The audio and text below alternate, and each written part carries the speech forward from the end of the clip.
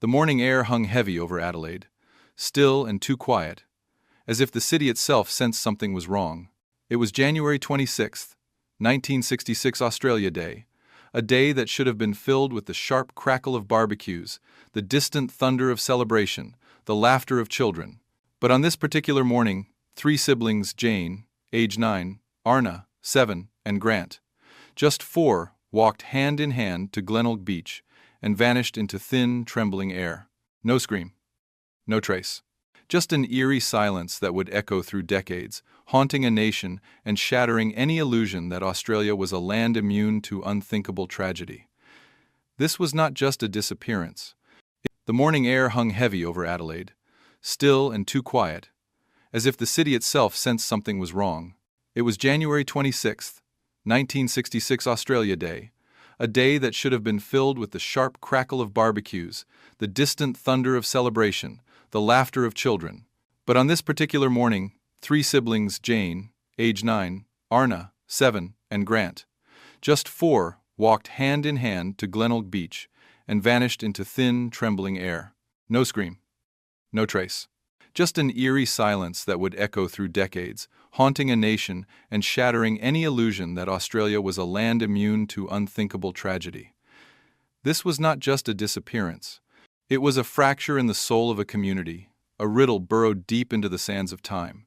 And it began with a parent's worst nightmare, the sudden, absolute silence of their children's return. They had taken that walk many times before, always to the same beach, always with the same childlike glee slippers slapping against sun-drenched pavement, coins clutched tight in small fists for meat pies and ice creams. Jane, the eldest, carried the quiet confidence of a second mother, her eyes watchful over her siblings.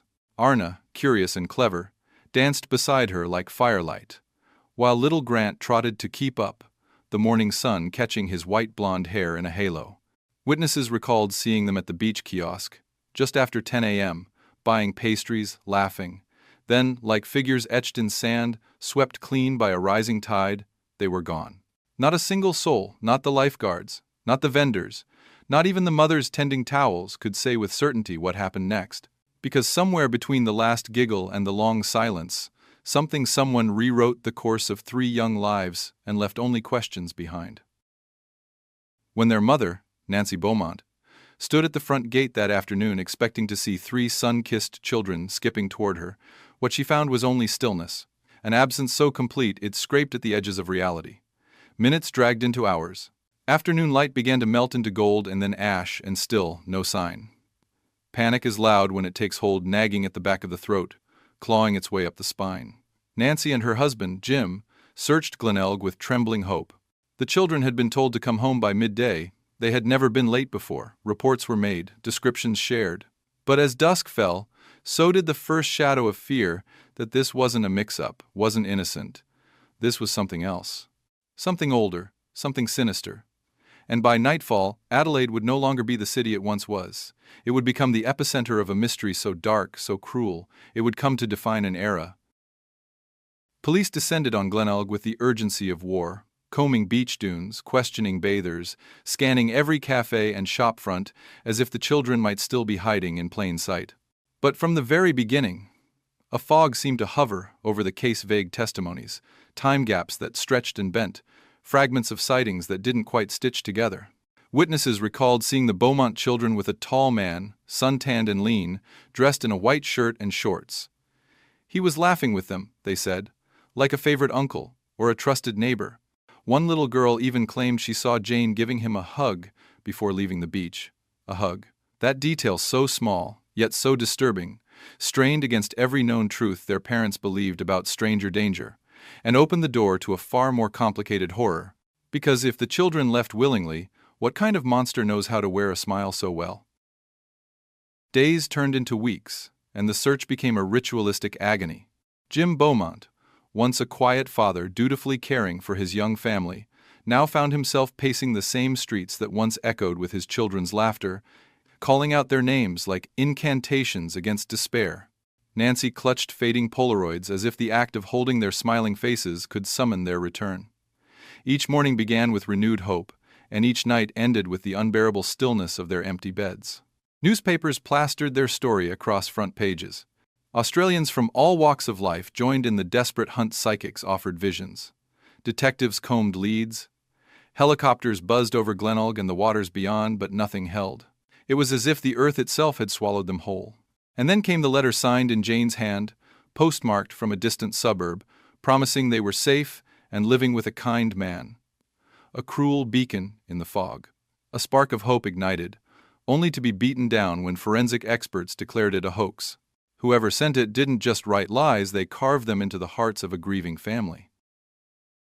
As 1966 gave way to 1967, the Beaumont case had already hollowed out the hearts of a nation.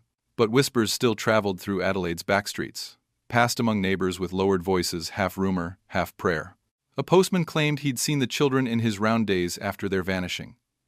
Others swore they saw Jane at the Adelaide railway station, her hand tucked into that of a tall man with sunburned arms.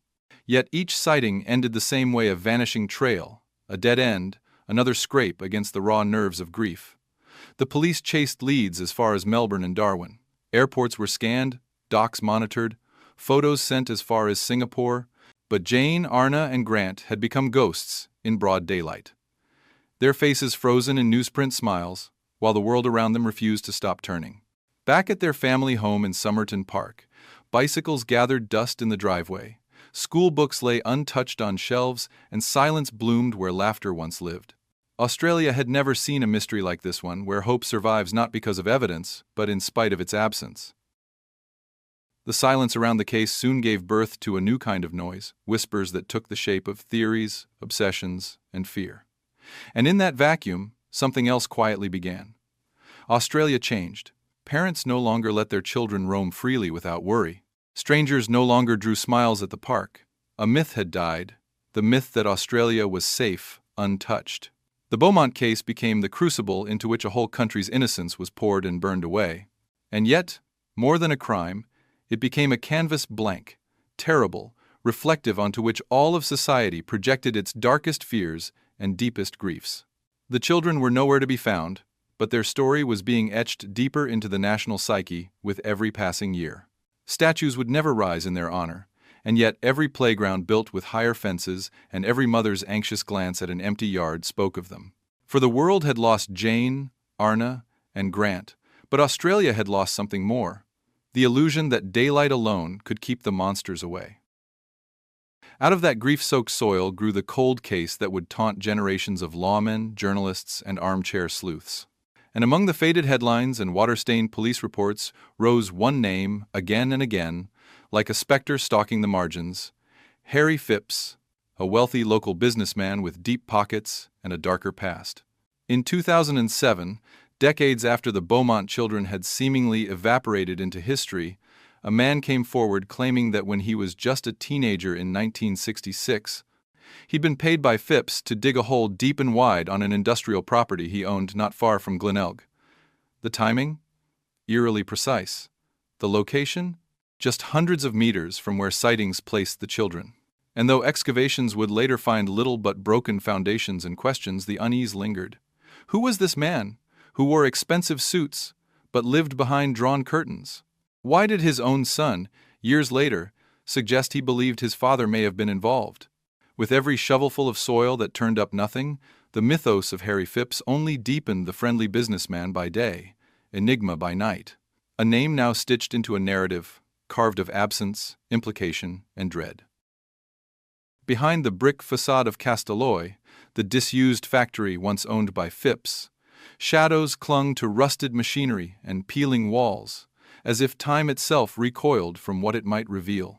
In 2013, prompted by testimonies from former wards of the state who claimed to have been abused there, a new excavation was launched on that very property, this time not just guided by rumor, but by the gut-wrenching possibility that it was a burial site.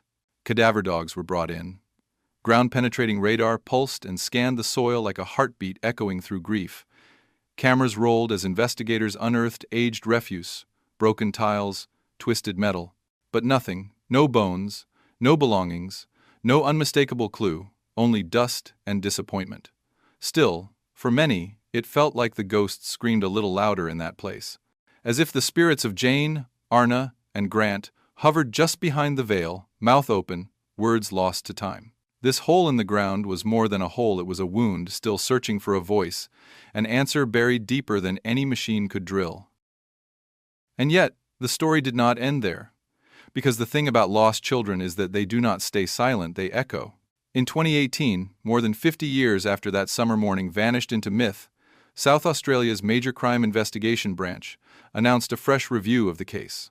The lead detective, bedecked in solemnity and shadows, admitted what so many already knew, that the disappearance of the Beaumont children had never truly gone cold, it had simply grown quieter, deeper, harder to reach.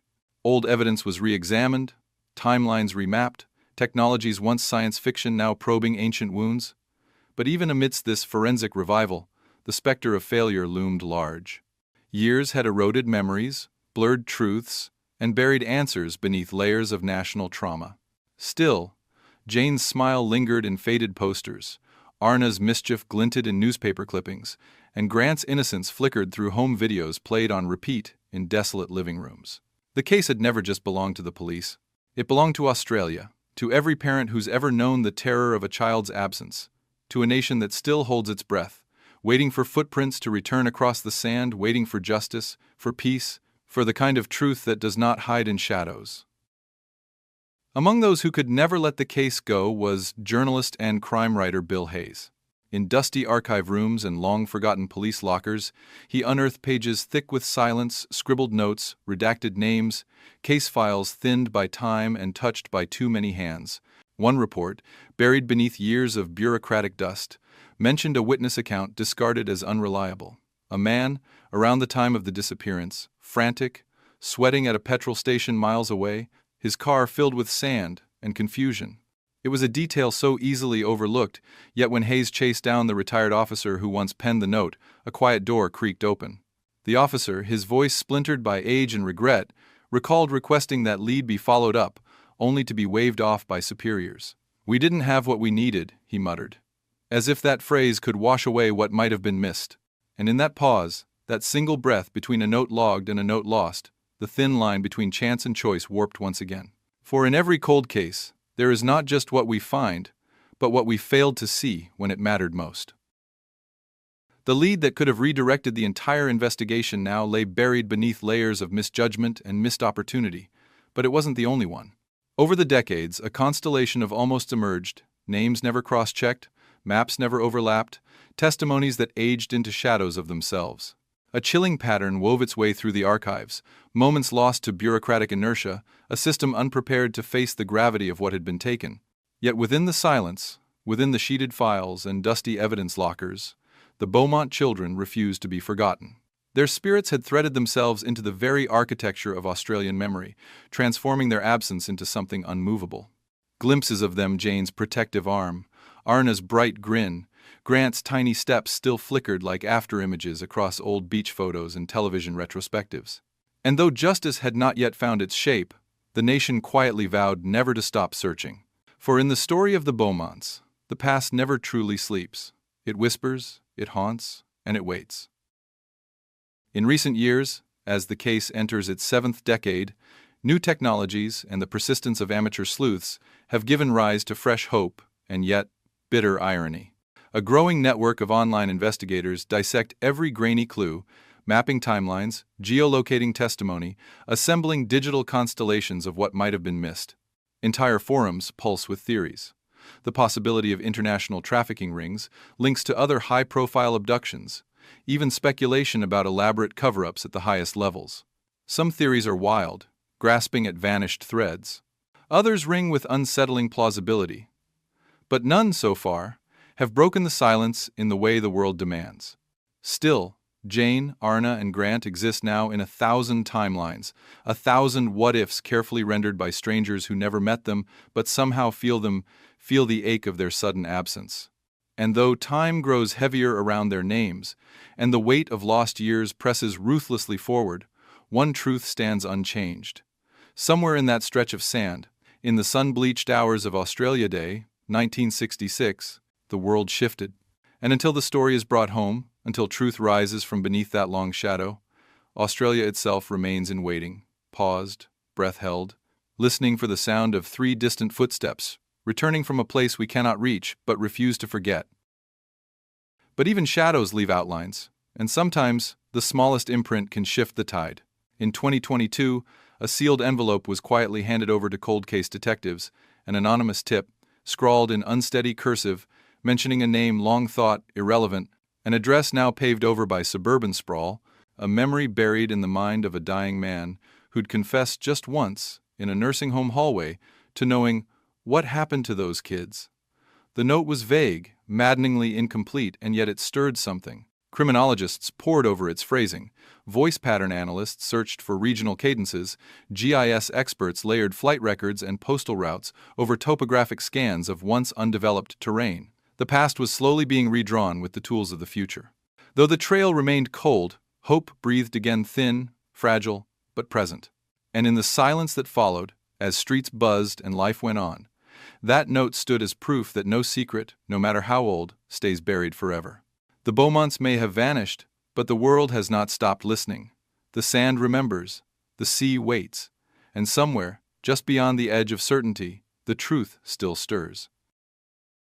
That same year, the haunting echo of the case took on a cinematic quality when filmmakers and documentarians turned their lenses toward the Beaumont mystery not to sensationalize, but to humanize, to etch reality into celluloid where memory had begun to blur. Archival footage of sunlit beaches played alongside voiceovers of Nancy's soft, breaking words from years past. Jim's stooped frame, once upright with fatherly pride, captured in rare home videos, now bore the shape of a man bent under the weight of time and unanswered questions. These films were not just retrospectives, but summonses calling forth not just facts, but feeling. They challenged a nation not to look away, not to accept the cold silence of unsolved horror as inevitable. Somewhere in the flicker of old tape and trembling interviews, a deeper truth flickered. The Beaumont case was not frozen in the past. It remained alive in grainy footage, in closed files still waiting to be opened, in a mother's stare toward the horizon. And in every passing year, under the same summer skies that once rang with the laughter of 3 children, the question remains like a drumbeat beneath Australia's heart. Where did they go? And who still walks free because we failed to know? The ache that clings to the Beaumont mystery does not fade with time. It crystallizes sharper with each passing year, clearer in its injustice.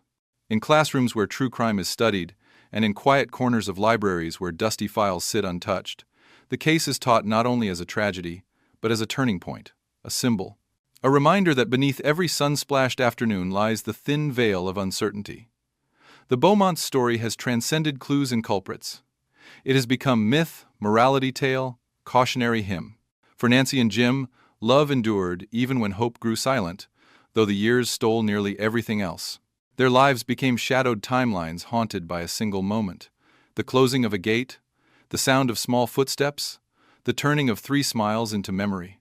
And though the answers may remain locked in fading minds or buried in long-erased corners of a changing landscape, the legacy of the Beaumont children will never be silence.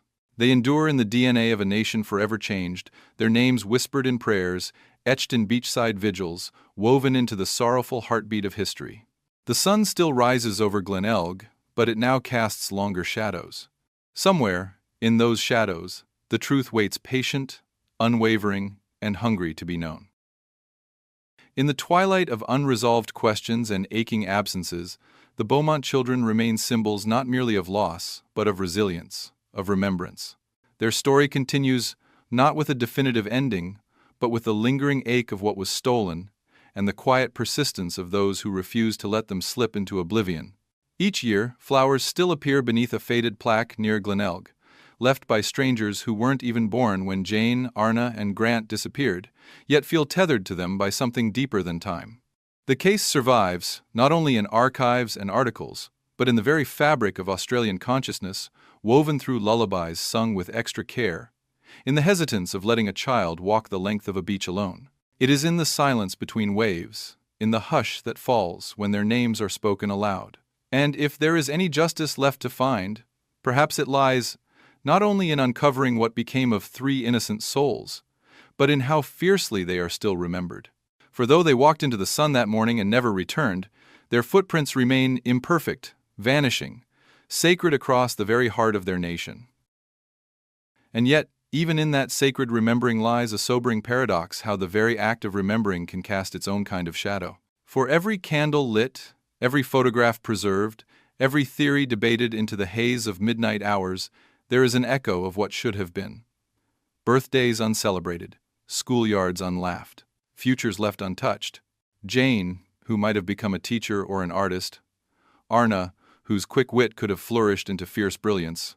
Grant, so small and full of wonder, whose laughter was stolen before it could shape the world. They are not just names in a file or faces on posters, they were beginnings. And yet, somehow their absence holds a weight larger than lives lived long. In them resides a reminder that even in a world often numbed by cruelty, some stories still cut through, still matter, still demand to be told again and again. Until the day silence breaks, and the sun that bore witness to their final steps finally rises on the truth, warm and unforgiving at last. Years fade, but the ache remains softened at the edges, never erased. And as Australia continues its quiet vigil, one final truth echoes louder than all others. The names Jane, Arnna, and Grant Beaumont are more than relics of a vanished afternoon. They have become part of the national soul, woven through generations like a prayer, like a plea. They live in every mother's quickened breath when a child lingers too long, in every father's glance to the door that does not open, in every return to Glenelg's shore, where waves still stretch out and pull back with gentle indifference. The mystery endures not because it is unsolved, but because it feels unfinished, humming just beneath the surface of the past, refusing to rest, demanding a reckoning. And perhaps one day truth will rise like light spilling over the sea, washing away the shadows, piece by unbearable piece, until only love, remembrance, and justice remain. Until that day, the silence holds, but it is not empty. It listens. It waits. Whispers still pulse beneath the surface of Glenelg Beach, in quiet memorials lost to wind and salt, and in the aching eyes of those who remain. They say time heals all wounds, but time cannot mend the rift sown by innocence undone. From the hollow space once occupied by 3 bright lives has grown a vigil without end. There are no last pages in tragedies such as these, just names etched in memory, in shadowed corners of sunlit days, in the pause before a mother calls her child Jane. Arnna, Grant, their story is not over. Because stories that bury themselves deep within a nation's heart do not end, they echo. And perhaps that echo, carried across generations like a haunting lullaby, is the closest thing we have to justice, a refusal to let go, a collective remembering strong enough to shake the dust from every forgotten clue. Until the day the earth gives back its secrets, the sun still watches, the waves still reach, and Australia still waits with silent faith and unspoken hope for the return of its missing children. And so, the Beaumont mystery drifts into a new chapter, one written not in headlines or forensic breakthroughs, but in hushed conversations, love letters to the lost, and the relentless heartbeat of a nation that refuses to forget. Not a week passes without someone, somewhere, rewalking those paths, replaying the timeline, laying flowers where 3 names still shimmer like after-images on reality's edge. The absence of answers is no longer just a police matter, it is a collective inheritance, passed from those who once searched in the sand to those now combing the digital ether. And in the luminous quiet of each new Australia Day, where fireworks crack the sky and children laugh beneath a sun that once bore witness to something unspeakable, the story of Jane, Arnna, and Grant is told again, not with certainty, but with reverence. Not as a closed case, but as an open wound the country carries with grace. For in the final reckoning, it is not only about the truth the world still seeks, it is about the promise it still makes, that they were here, that they mattered, and that they will not be forgotten. But alongside remembrance comes reckoning, and in quiet halls and worn courtrooms across the country, the Beaumont case continues to urge reform. In its wake, child protection laws hardened, forensic science evolved, and investigative protocols were rewritten, determined not to repeat the sins of omission that allowed truth to slip so easily through fractured hands. Universities teach the case not just for its tragic scale, but for its cautionary lessons, the leads not followed, the voices dismissed, the questions never asked. For every child who walks safely home today, a shadow of gratitude is owed to 3 who did not. And while the ocean still swallows its secrets and the sand still yields no answers, the nation that once reeled from unspeakable grief now channels that ache into purpose. The name Beaumont is no longer just a wound, it is a vow that we will listen closer, search longer, and never again allow the unimaginable to dissolve into silence without resistance. Though decades inhale around their story like a shroud, the final word has not yet been spoken. The case endures. So does the hope. And until the last truth is uncovered, Australia, ever watchful, will keep telling this story not to mourn, but to remember, to change, and to never, ever look away. In Glenelg, where laughter once tangled with the breeze, an echo lingers still fragile, persistent, haunting. It whispers from fading posters and flower-strewn memorials, from the tightening grip of a mother recalling last goodbyes, from the impenetrable quiet that floodlights cannot chase away. As the decades pass and voices falter, one truth rushes forth like tide against stone. The world changed the day the Beaumont children disappeared, and it has never been quite the same. Their story, aching and unfinished, refuses to close its eyes.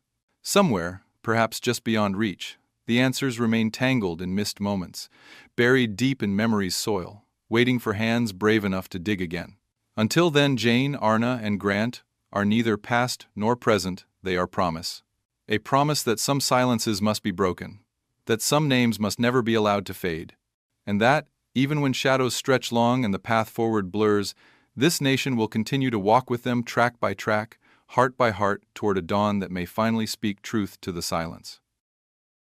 This story, more than a mystery, has become a mirror, a reflection of what we fear, what we love, and how deeply we yearn to protect what is most fragile. Jane, Arnna, and Grant were not legends or headlines to begin with, they were children. Now they are a signal fire burning at the edge of our collective compassion, reminding us that even the smallest souls can leave the deepest marks. We speak their names not only in sorrow but in defiance of forgetting, in protest of apathy, because some stories must haunt us, must stalk the edges of our comfort so that we never lose the urgency to care. And though the trail may long be grown over, and answers may lie shuttered behind silence and stubborn stone, the search continues not only for truth, but for meaning. For as long as their story is told, as long as their light can be seen dancing within the shadow, the Beaumont children remain with us, not lost, not gone. Still walking, still waiting just ahead, just out of reach, guiding a nation toward something better, toward memory that does not fade, toward justice that does not flinch, toward the light that breaks through, at last, and says without question they mattered. Perhaps that is their final legacy? Not silence, not fear, but the pull of remembrance strong enough to reshape generations. The Beaumont children, taken in a moment, given back in echoes, have become the thread that ties Australia's past to its conscience. In every cold case reopened, every voice no longer dismissed, their absence speaks. In every reform carved out of sorrow, their memory breathes. And so, even as Glenelg's tides erase footprints each night and the years blur names into myth, the truth remains carved in something far more permanent than flesh or fact. It lives in the vigilance born of loss, the compassion learned from grief, and the quiet promise whispered at every shoreline. That no child will be forgotten, that no silence will go unquestioned, and that one day, however long it takes, the light will reach even the deepest shadows. Jane, Arnna, and Grant Beaumont are not just history, they are hope, beckoning us forward through the unresolved dusk, toward a morning where justice finally wakes. And so the sun continues to rise over Glenelg, casting its amber light across a shore forever carrying three invisible names. The waves reach, retreat, reach again, a ritual as steady as remembrance itself. For in the end, the tragedy of the Beaumont children is not locked away in some forgotten file. It is here, present, heavy in the air of a summer morning, written into the sands where innocence vanished and unfinished stories began. Theirs is a legacy that now transcends the question of what happened. It has become a plea wrapped in the fragility of memory, a solemn oath that echoes louder with every year that passes. A nation's loss has become a nation's vow, to guard its children more fiercely, to listen more closely when voices quiver with concern, and to never let darkness go unlabeled. Perhaps one day the silence will speak, and in its revelation, Jane, Arnna, and Grant will finally come home, not only to their family, but to a nation that held its breath for far too long. Until then, their story remains, unfinished, unforgettable, and eternally reaching toward the light. So, let the story end for now, not with closure, but with resolve. The sands of Glenelg still bear silent vigil, and across Australia, the memory of Jane, Arnna, and Grant Beaumont persists with the quiet force of a heartbeat. No final chapter can reclaim what was taken, but through the decades, their names have drawn a map not just of loss, but of humanity's unwillingness to forget. Let this tale remain, sewn into the national memory like a seam that never quite heals, urging us on, layer by painful layer, into a future shaped by compassion and vigilance. Let the waves keep lapping the shore, the sun continue its relentless rise, and the silence never harden into forgetting. The story is not finished, but in the telling, in the remembering, and in the sacred promise that their names will outlive the darkness, it finds its meaning. Not lost, not gone. Forever echoing in the soul of a nation that still waits, still watches, and still believes the light will return. Each year, beneath the blazing January sun, Glenelg Beach becomes more than a place, it becomes a shrine. Not marked by polished stone or inscribed epitaphs, but by the invisible tether of collective remembrance. Children build sandcastles in the same tide-washed places where long ago innocence vanished like mist at daybreak. Parents grip tiny hands a little tighter. The story lives in gestures, in gazes, in the solemn hush that sometimes falls without warning. For in its quiet way, the Beaumont mystery has become Australia's heartbeat beneath the noise, a rhythm of longing, a drumbeat of remembrance. And as that sun sinks once more into crimson waves, it does not bring answers, not yet. But it brings the pulse of a promise still kept, that Jane, Arnna, and Grant will never slip from memory. That though time may blur the edges, their presence will remain sharp, insistent, and undiminished. Until the day the truth finally walks out of the shadows, they will reside in the spaces between sorrow and hope. And in that sacred space, they will endure not as ghosts, but as guiding stars. They endure and always shall, in the stories we tell our children, in the questions we still dare to ask, and in the silence we refuse to accept. Jane, Arnna, and Grant Beaumont are etched, not in gravestones, but in the soul print of a nation that still sees their shadows in sunlit doorways and hears their laughter in the rhythm of receding tides. They are every unanswered question whispered to the sea, every fragile hope passed down like heirloom faith. History may never yield the full truth, but memory has built them a home woven of sorrow, stitched with longing, kept alive by the unyielding will to know. And as long as footsteps echo over Glenelg's sands, as long as hearts beat with the ache of unfinished stories, the Beaumont children will walk with us silent, radiant, and never forgotten, guiding us toward the day the silence finally breaks, and their voices rise once more through the light. Perhaps it ends not with a body found, or a confession signed in shaking ink, but with a whisper louder than silence, one that fills the empty space with purpose. For in every unanswered question and every name left hanging in the balance, the Beaumonts have lit a path through the dark. Theirs is a legacy carved not only in tragedy, but in transformation, in the hearts opened by grief, in the resolve formed from remembrance. The truth, elusive and buried deep, may one day rise, but even if it never comes in full, let it be known. Jane, Arnna, and Grant did not vanish into the void. They became something vast, something holy. And as the sea murmurs to the sand, and summer light touches the shore with golden quiet, their story remains its own kind of justice, a quiet roar refusing to be silenced. They are not gone. They are here, woven into the rhythm of the land, walking always just ahead, leading us forward, one step closer to the light. And so, like all stories born from heartbreak and raised by time, the tale of Jane, Arnna, and Grant Beaumont becomes more than the sum of its sorrow. It becomes a compass, an unshakable call to vigilance, empathy, and remembrance. It urges us to look harder, listen closer, and act faster. Their disappearance carved a silence that Australia has never stopped hearing, and though decades of searching have yet to deliver answers, they have gifted something just as enduring. The promise that innocence lost will not be ignored, that love outlasts absence, and that shadows, no matter how deep, cannot bury truth forever. In the echo of waves, in the hush of a twilight breeze along Glenelg's sand, in every parent's tightened grip and every investigator's whispered prayer, the children live on, still walking the edges of memory and myth, not as specters, but as stewards of a promise sealed in sunlight and sorrow, never forgotten, ever known, forever guiding. In the end, perhaps that is all a nation wounded by silence can offer: its memory, fierce and unrelenting, and its refusal to let the smallest voices vanish without echo.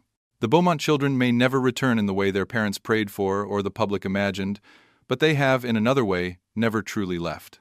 They inhabit the folds of every family's caution, drift in bedtime stories told with a little more care, and glow faintly in every age-worn photo, framed with aching hope.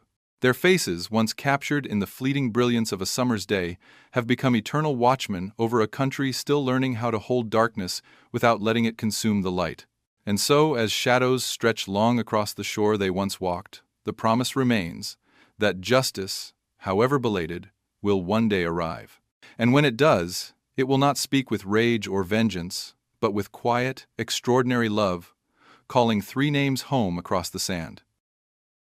And so the story closes gently, not with finality, but with grace. The names Jane, Arnna, and Grant remain as luminous imprints upon history's weary page, a constellation neither faded nor forgotten. For a nation that still wakes with the ache of their loss, the Beaumont children are more than a mystery. They are a sacred listening, a vow kept alive through every ripple of empathy, every step taken towards safeguarding innocence. Change has followed in their wake, policies reshaped, vigilance deepened, collective awareness stirred into lasting motion. But beyond statutes and headlines, their legacy is a quiet, steady glow that warms the coldest corners of remembrance. As children laugh again along Glenelg shores, as dusk settles and waves sing their lullaby of eternity, one truth remains undiminished. The world did not forget them. And in that remembrance, in that soft, enduring light, Jane, Arnna, and Grant continue to guide, to teach, and to bless the soul of a nation still finding its way through the dim, toward the dawn. So, let this final light fall, where their footsteps once danced, a soft golden remembrance cut from sorrow and resolve.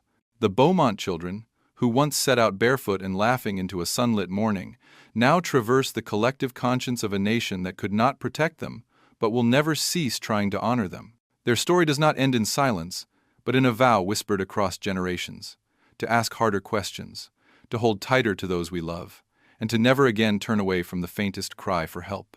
They became Australia's eternal children, their absent voices shaping how we see, how we search, how we protect.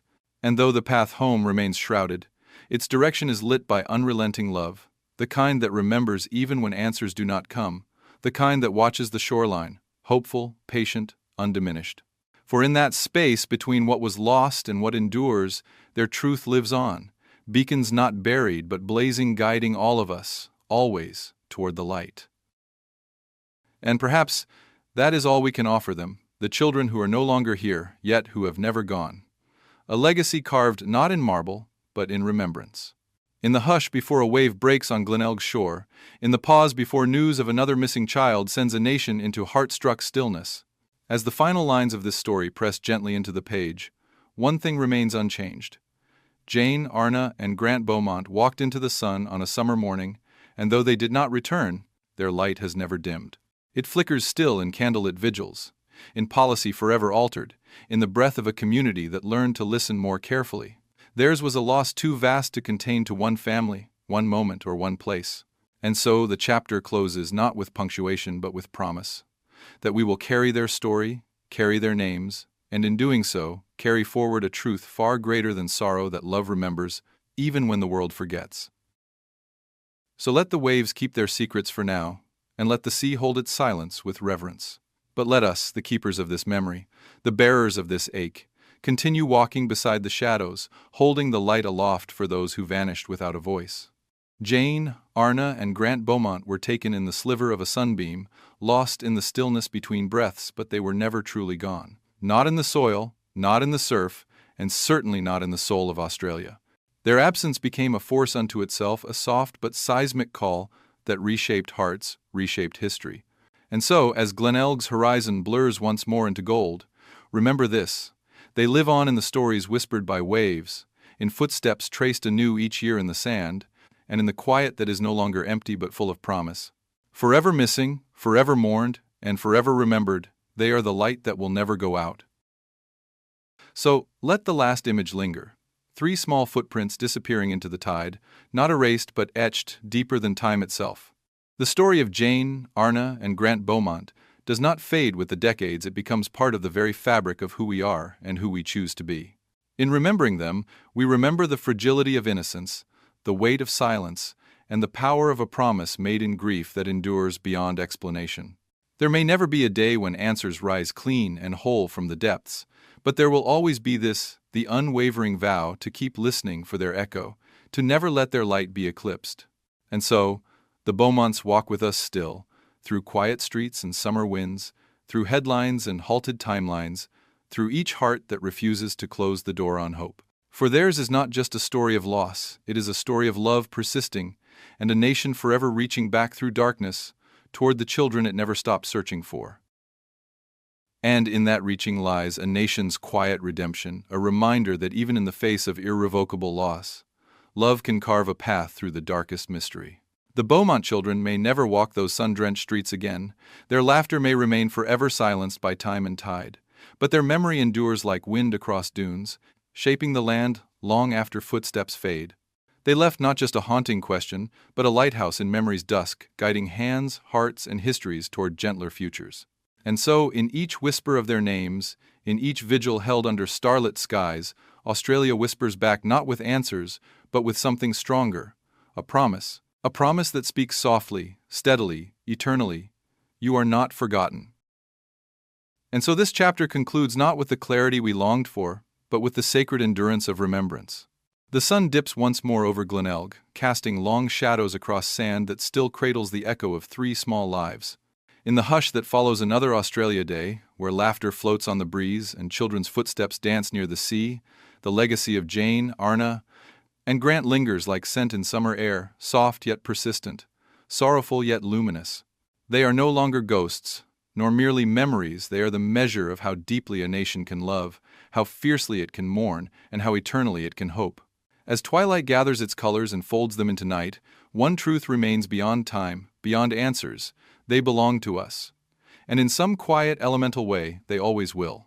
Their story is our vow, an unbroken flame that flickers still, ever watchful, ever waiting for dawn. So let the final light linger a moment more over the tide that never tires, over the sand that has never forgotten, over the names that have never ceased being spoken. Jane, Arnna, and Grant Beaumont may have vanished from physical sight, but their